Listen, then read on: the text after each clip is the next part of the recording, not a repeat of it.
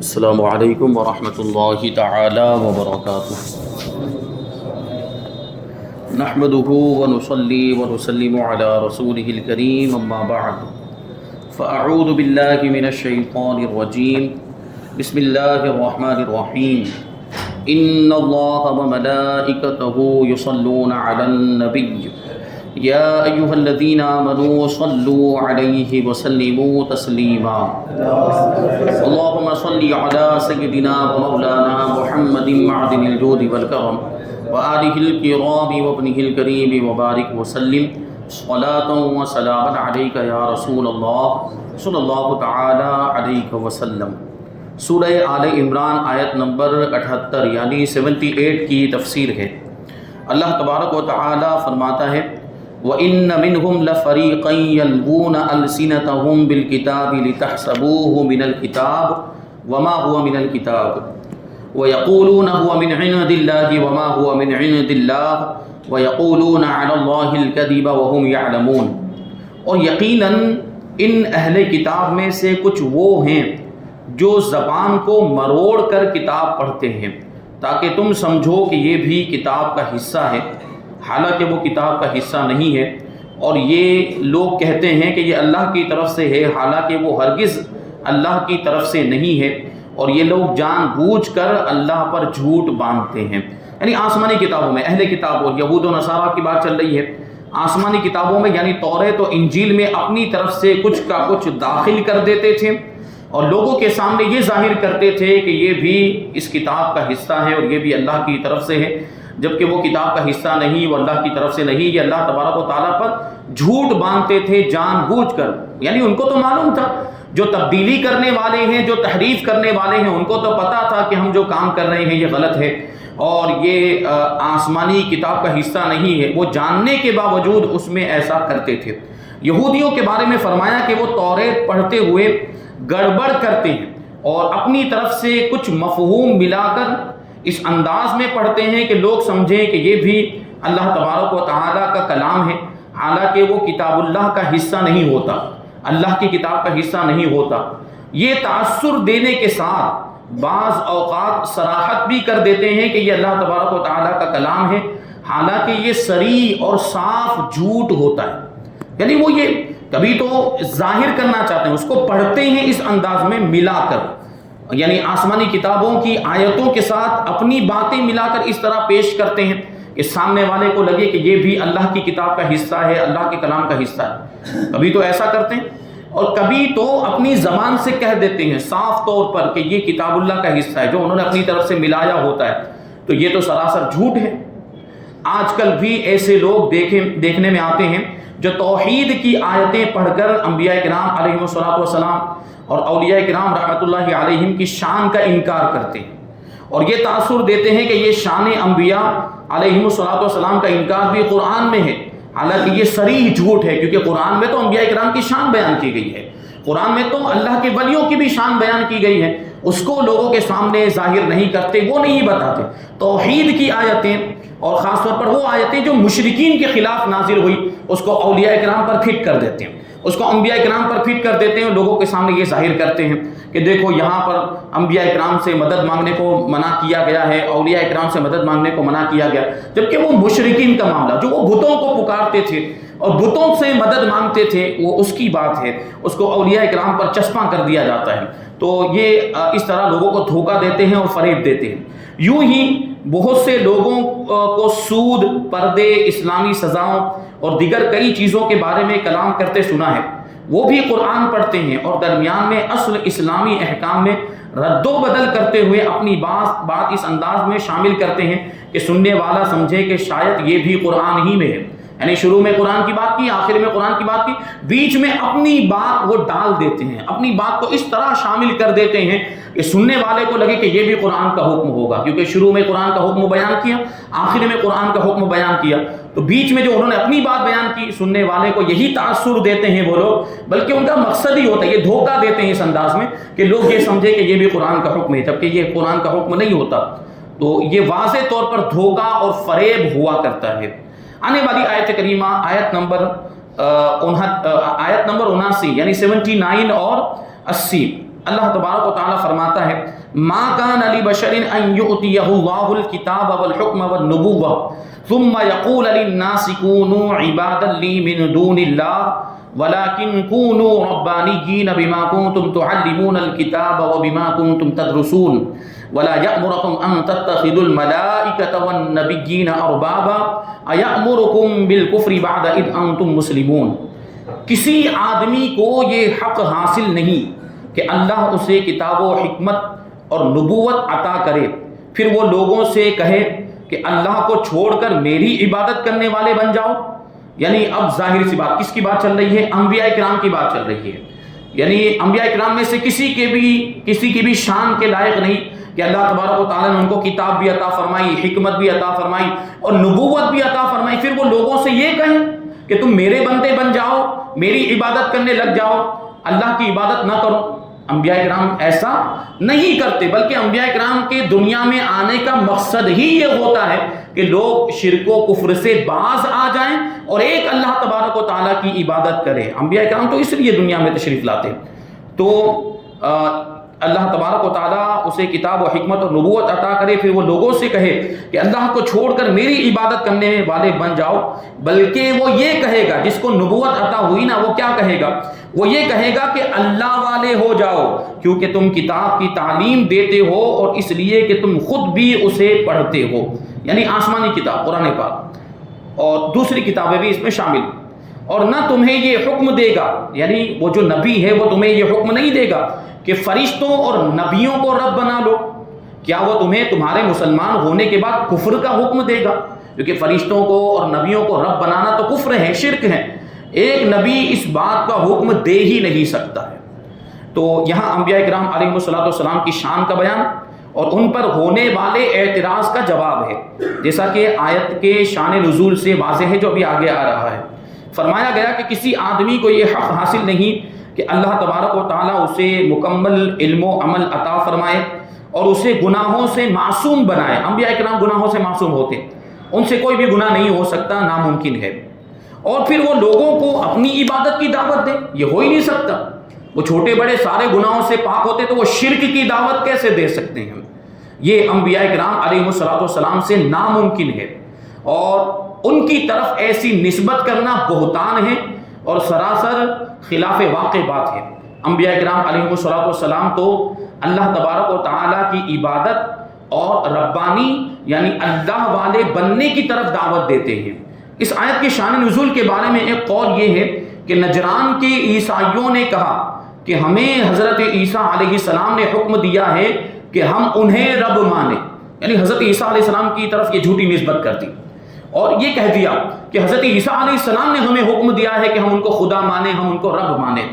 تو اس آیت میں اللہ تبارک و تعالیٰ نے ان کے قول کی تکذیب کی، یعنی ان کی بات کو جھٹلایا اور بتایا کہ انبیاء کرام علیہ السلام کی شان سے ایسا کہنا ممکن ہی نہیں. کوئی نبی ایسا کہہ ہی نہیں سکتا، ہو ہی نہیں سکتا کہ حضرت عیسیٰ علیہ السلام ایسا کہیں کہ مجھے خدا مانو، میری عبادت کرو. یہ ہو ہی نہیں سکتا ہے.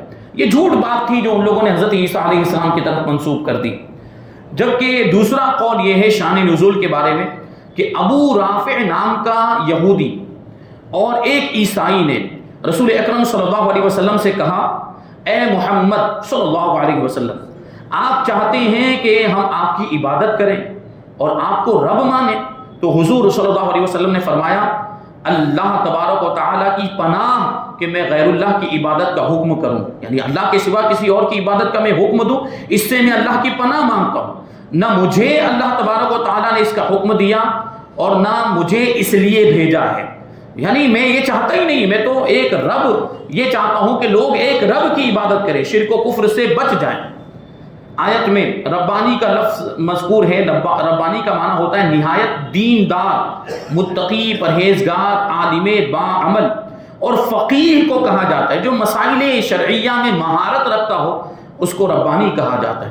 اور اس سے یہ بات بھی ثابت ہوئی کہ علم و تعلیم کا ثمرہ اور نتیجہ یہ ہونا چاہیے کہ آدمی اللہ والا ہو جائے.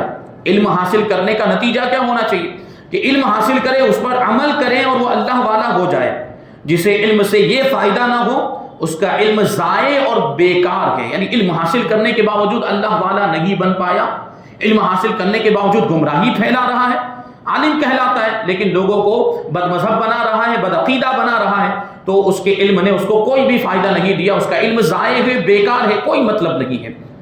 آنے والی آیت کریمہ 81 اور 82 بہت ہی پیاری آیت کریمہ ہے، اور اس میں دیکھیں ایمان کو تازہ کرنے والی بات بیان کی گئی ہے۔ اس پر ہم غور کریں گے تو ہمارے یعنی اہل سنت و جماعت کے بہت سارے عقائد اس آیت کریمہ سے ثابت ہوتے ہیں۔ آنے والی آیت کریمہ، اور ہم جو میلاد شریف مناتے ہیں نا، حضور پاک صلی اللہ علیہ وسلم کی ولادت کا دن مناتے ہیں، جس دن حضور پاک صلی اللہ علیہ وسلم دنیا میں تشریف لائے، وہ بھی اس آیت کریمہ سے ثابت ہوتا ہے۔ اور پھر دیکھیں، اس پہ غور کریں گے، آپ میں ابھی جو ہے کہ مختصر طور پر بیان کر کے آگے گزر جاؤں، لیکن آپ کو خود ہی وہ پوائنٹ سمجھنا ہے کہ وہ کہاں پر آیا، وہ نقطہ کہاں پر آیا، اور میلاد حضور پاک صلی اللہ علیہ وسلم کا میلاد اس میں کہاں ہے، اور پھر کون میلاد منا رہا ہے۔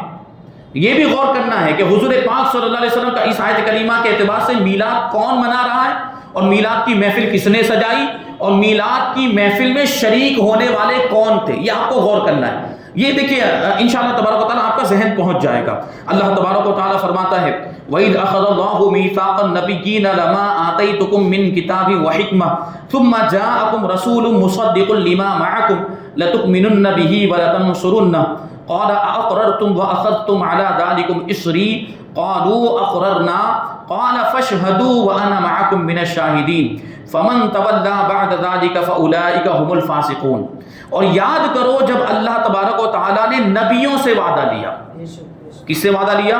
نبیوں سے۔ مطلب کیا ہوا کہ اللہ تبارک و تعالیٰ نے سارے نبیوں کی روحوں کو جمع کیا ایک محفل میں، ایک مجلس میں۔ سمجھ میں آئی بات کہ کس نے جمع کیا؟ مجلس کس نے منعقد کی؟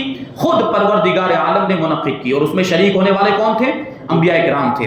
اور یاد کرو جب اللہ تبارک و تعالیٰ نے نبیوں سے وعدہ لیا کہ میں تمہیں کتاب اور حکمت عطا کروں گا، پھر تمہارے پاس وہ عظمت والا رسول تشریف لائے گا۔ ابھی عظمت والا رسول کون ہے بھائی؟ یہ ہمارے آقا نبی آخر الزمان خاتم النبیین صلی اللہ علیہ وسلم کی بات چل رہی ہے۔ یہ انبیاء کرام سے اللہ تبارک و تعالیٰ نے وعدہ لیا کہ میں تمہیں کتاب و حکمت عطا کروں گا، پھر تمہارے پاس وہ عظمت والا رسول تشریف لائے گا جو تمہاری کتابوں کی تصدیق فرمانے والا ہوگا، تو تم ضرور اس پر ایمان لانا اور ضرور اس کی مدد کرنا۔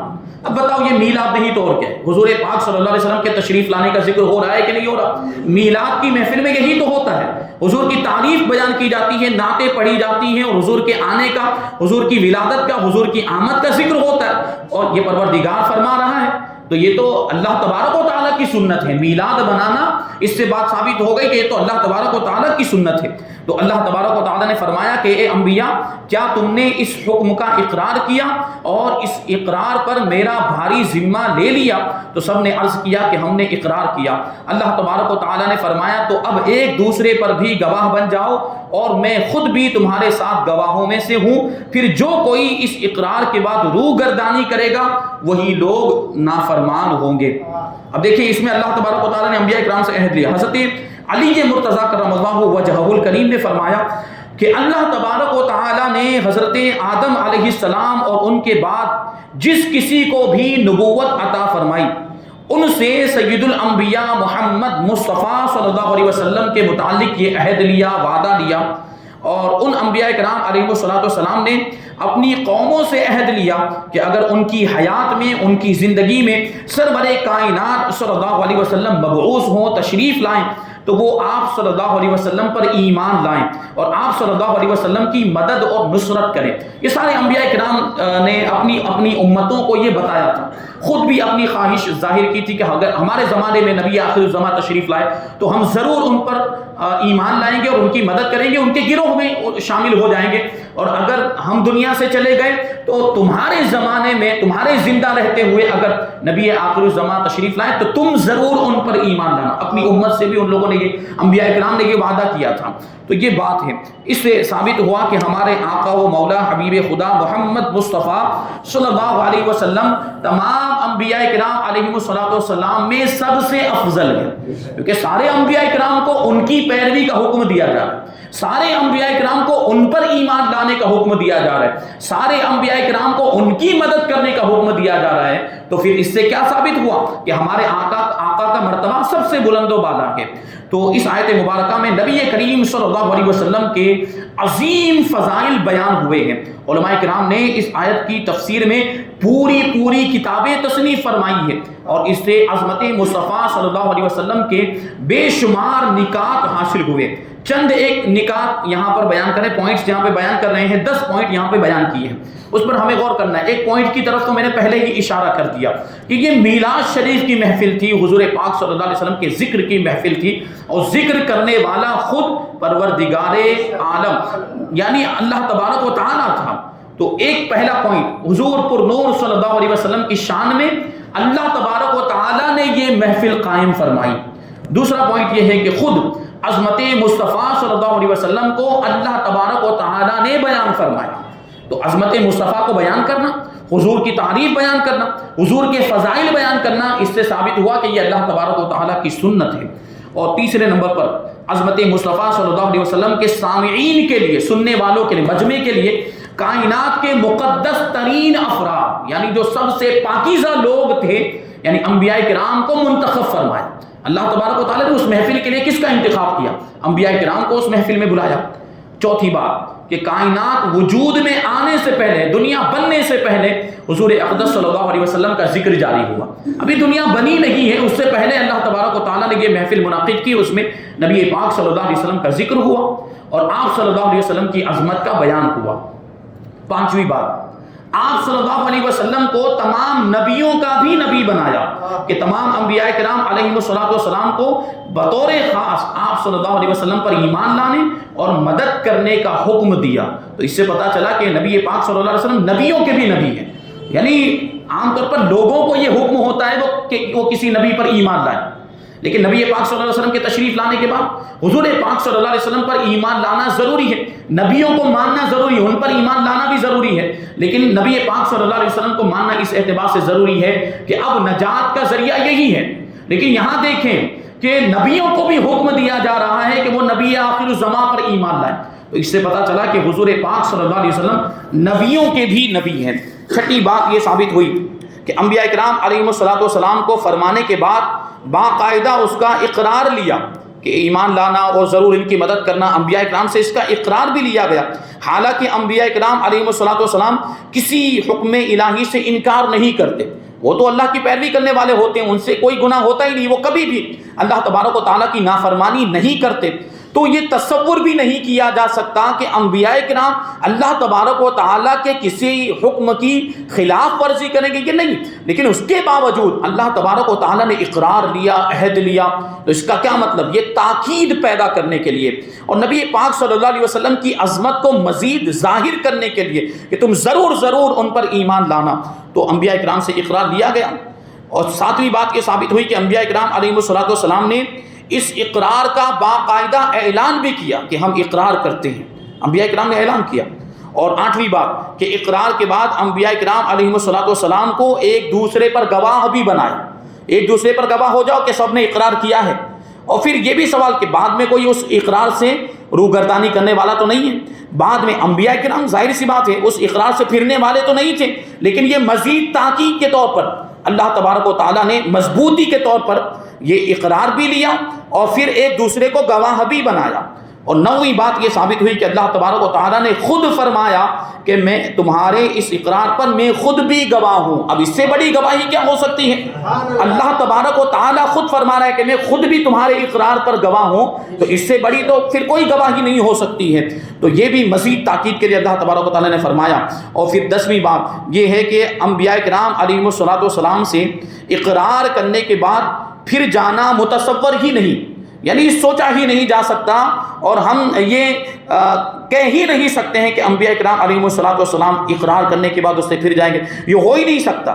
لیکن پھر بھی فرمایا کہ اس اقرار کے بعد جو پھرے وہ نافرمانوں میں شمار ہوگا، یعنی وہ اللہ تبارک و تعالیٰ کے حکم کی خلاف ورزی کرنے والوں میں شمار ہوگا، جبکہ انبیاء کرام سے ایسا تصور نہیں کیا جا سکتا، لیکن یہ لوگوں کو بتانے کے لیے، یہ دنیا والوں کو بتانے کے لیے، کہ دنیا والوں کو پتہ چل جائے کہ نبی آخر الزمان صلی اللہ علیہ وسلم کی عظمت کیا ہے، جو خاتم النبیین ہیں، جو آخری نبی ہیں، ان کی شان کیا ہے۔ یہ حضور کی شان بتانے کے لیے اللہ تبارک و تعالیٰ نے اتنی تاکیدیں یہ ذکر فرمائی ہے۔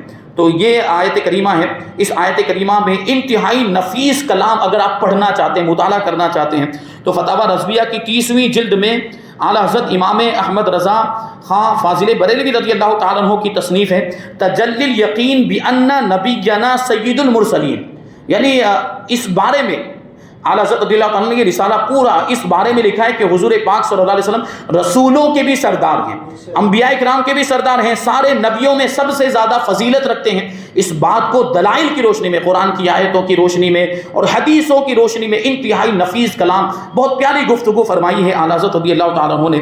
اس رسالے کا مطالعہ کیا جا سکتا ہے۔ تو یہ بات یہاں پر مکمل ہوئی۔ اب انشاءاللہ تبارک و تعالیٰ آیت نمبر 83 اور آیت نمبر 84 کی تفسیر ہم آئندہ درس میں شامل کریں گے۔